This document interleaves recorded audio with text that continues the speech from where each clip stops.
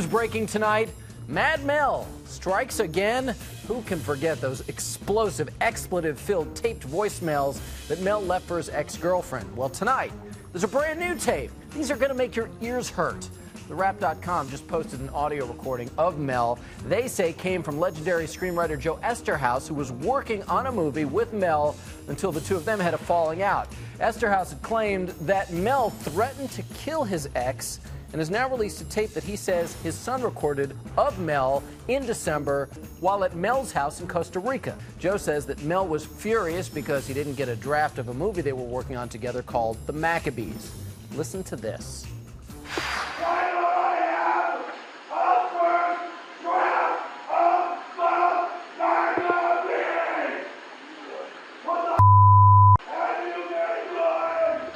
Yikes!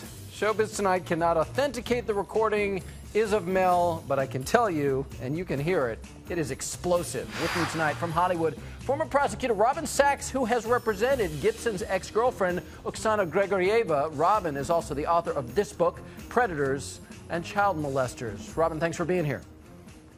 Thank you, AJ. Nice to see you. Good to see you as well. Now, before this tape came out, Esterhaus had been making his claims about Mel Gibson public, including that Mel went on another anti-Semitic rant, that Mel openly threatened to kill his ex-girlfriend, and derailed the movie that they were working on together. You can clearly hear Mel saying he doesn't have a script for the movie The Maccabees. Robin, does this tape now spell new trouble for Mel Gibson in your mind?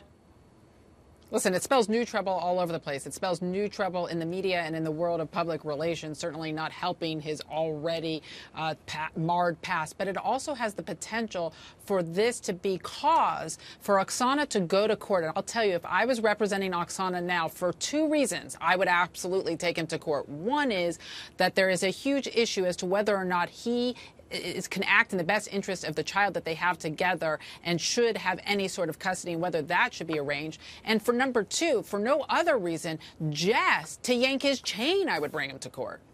Yeah, well, there is that option, too. I think, yet again, he's going to be dragged through the mud in the media, and if indeed that is him, I got to say he deserves it.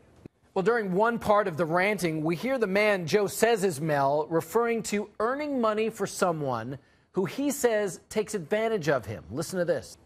I gotta work. You're getting paid. I'm not. I have earned money, so I can give it to who takes advantage of me. Teaching everybody to hurry up. Back. Who wants to eat? Who the wants to eat? Go have something to eat. Hooray!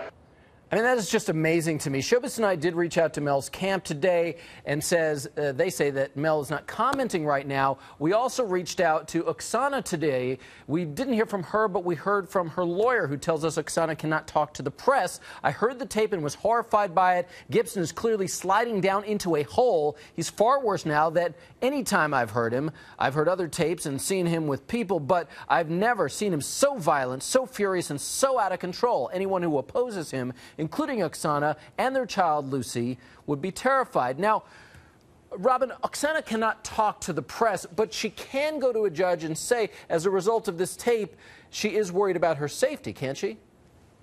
That's right. There's no doubt that she had some sort of non-disclosure agreement in the original settlement that they had. And by the way, that was a financial settlement. Child custody always can be revisited. It would be against public policy to say you can never go back to court and reevaluate whether or not some parent is acting in their child's best interest or not. So she can make statements in court and can be completely constitutionally protected to make those statements there, regardless of a non-disclosure agreement. But I'll tell you the other thing. HLN may not have authenticated those tapes, but if you remember the tapes of Oksana in the past and you play them next together, you can hear the glaring similarity in tone, in language, and words between those tapes a couple years ago and these now. Thank you so much for your insight, Robin Sachs. We'll have to see where this goes.